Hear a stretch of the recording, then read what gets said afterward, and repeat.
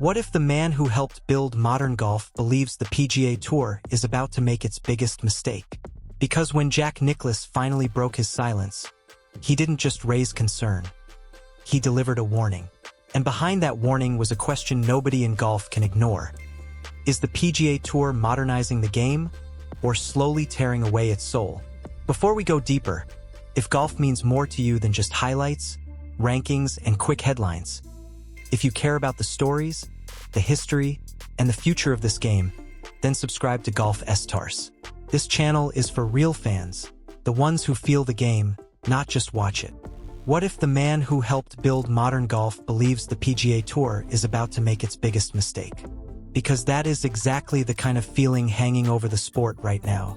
When Jack Nicklaus speaks, people don't just listen out of respect. They listen because his words carry weight. They come from history. They come from experience. And sometimes they come with a warning. This time, they came with all three. At 86 years old, Jack Nicklaus doesn't need headlines. He doesn't need attention. He doesn't need controversy. So when he sits in front of reporters and openly pushes back against the direction of the PGA Tour, you know this is not just a casual opinion. This is something he deeply feels, something serious enough to say out loud. And what made it even more intense was how direct he sounded. He wasn't vague. He wasn't diplomatic. He didn't hide behind safe words. He simply made it clear that he was not in favor of where things may be heading. And that statement landed hard. Because the issue at the center of all this is not small. It's not about one player. It's not about 1 week. It's not even about one tournament. It's about the possible reshaping of the entire PGA Tour calendar.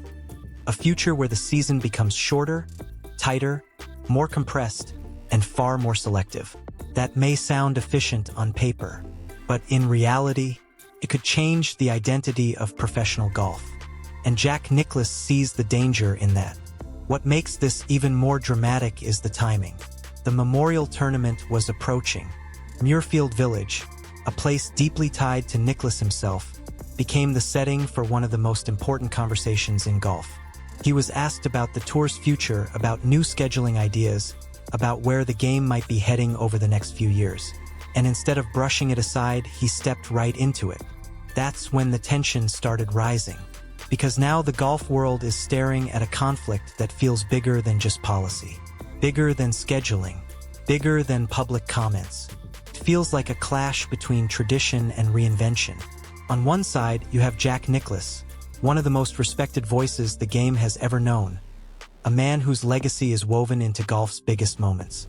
On the other side, you have a new era of leadership, a new philosophy, and a new vision for what the PGA Tour could become. And somewhere between those two worlds lies the real question. Can golf evolve without losing the very things that made it special in the first place? That is what makes this story so compelling. Because Jack Nicklaus is not just talking about what he likes or dislikes. He's talking about consequences. He's talking about what happens when too many major events get stacked too close together. He's talking about what happens when traditional tournaments get pushed into the shadows. He's talking about what happens when players are forced into impossible choices. Play too much, rest too little, and leave beloved events behind. And once that starts happening, the damage doesn't stay small. First, a tournament loses attention. Then it loses top players. Then it loses momentum. Then it risks losing relevance. And once a historic event begins slipping in that direction, bringing it back is never easy. That is the fear behind all this. And Jack Nicklaus did not sound like a man imagining a distant possibility. He sounded like a man who sees the storm forming before everyone else does. Think about the current pressure points in the schedule. Big events stacked in close succession. Massive expectations. Limited breathing room. When marquee tournaments begin crowding each other, something has to give. Players cannot be everywhere. They cannot perform at full intensity every single week. Even the biggest stars have limits. Even the strongest competitors need recovery. Golf is not played with fresh legs alone. It's played with focus, patience, discipline, and mental sharpness. Burn players out and the game suffers. Overload the schedule and the middle-tier tournaments suffer. Turn every week into a battle for priority, and tradition suffers. That's why this issue matters far beyond one comment at one press conference. This is about the kind of sport golf wants to be. And there's another layer that makes this even more fascinating. The man connected to this new direction is Brian Rolapp, the new CEO, a figure coming from outside the traditional golf structure, with experience shaped by one of the biggest sports machines in America, the NFL. Now, to some people, that sounds exciting. Fresh thinking, big business logic, stronger structure, greater efficiency. But to others, that sounds like a warning sign. Because golf is not football. Golf is not built the same way. It does not breathe the same way.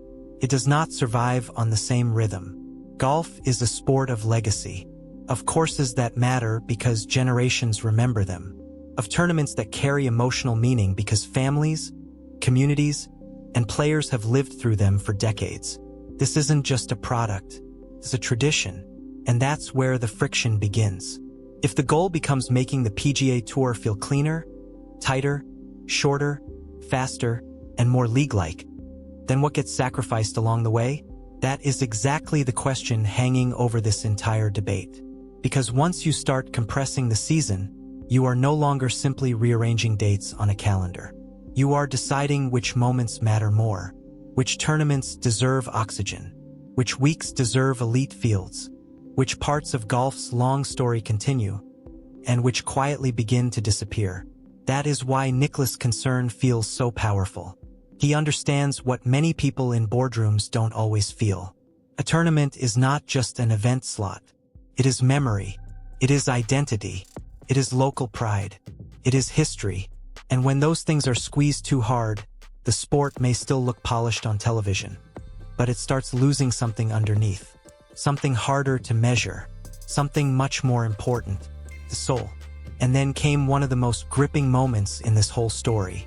Nicklaus didn't just criticize from a distance. He made it clear he wanted a real conversation, face to face, not through headlines, not through whispers, not through carefully managed statements. A direct meeting that changed everything. Because when Jack Nicklaus asks to sit down and talk, people pay attention. And they did. A meeting happened. Brian Rolapp, Jay Monahan, Jack Nicklaus, behind closed doors. No cameras, no public transcript, no dramatic leak. Just one of the most significant conversations in golf taking place in private while the rest of the sport waited outside.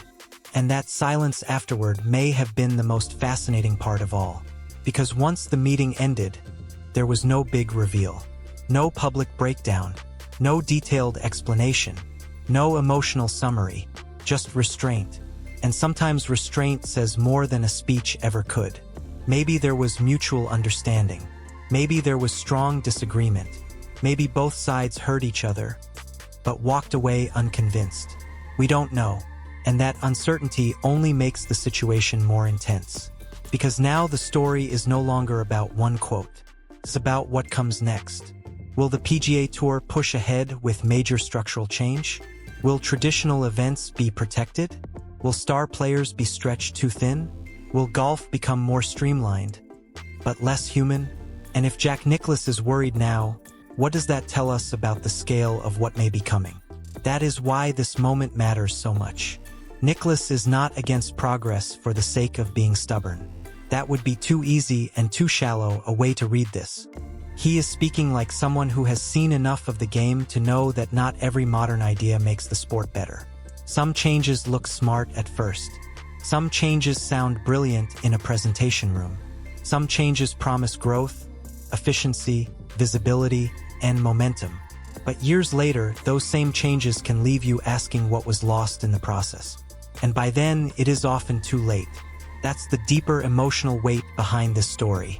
Because this is not really about whether golf should change. Of course it should evolve. Every sport must. The real question is how. How do you move forward without flattening the traditions that gave the sport meaning? How do you modernize without making everything feel temporary? How do you chase the future without abandoning the events, courses, and rhythms that made the PGA Tour worth caring about in the first place? That's the tension. That's the drama. And that's why Jack Nicklaus speaking up hit so hard. Because when a legend sounds this uneasy, fans don't just hear criticism. They hear alarm. And maybe that's exactly what this was meant to be. An alarm bell, not saying disaster has already arrived, but saying it could. If the wrong decisions are made now, if the balance between business and tradition tips too far, if efficiency becomes more important than identity, if golf forgets what made people love it to begin with, and maybe that is the biggest takeaway here. This is not just a fight over weeks on a schedule. This is a fight over the character of the PGA Tour, over what the game stands for, over whether the future of golf will still feel like golf. That is why fans should care. That is why players should care. That is why every historic tournament should be paying attention. Because once the shape of the calendar changes, the shape of the sport changes with it. And once the culture changes, there may be no easy way back. So yes, the PGA Tour may be searching for a stronger future. Yes, the leadership may believe bold moves are necessary. Yes, the modern sports world is more competitive than ever. But Jack Nicklaus is asking a question no one should ignore.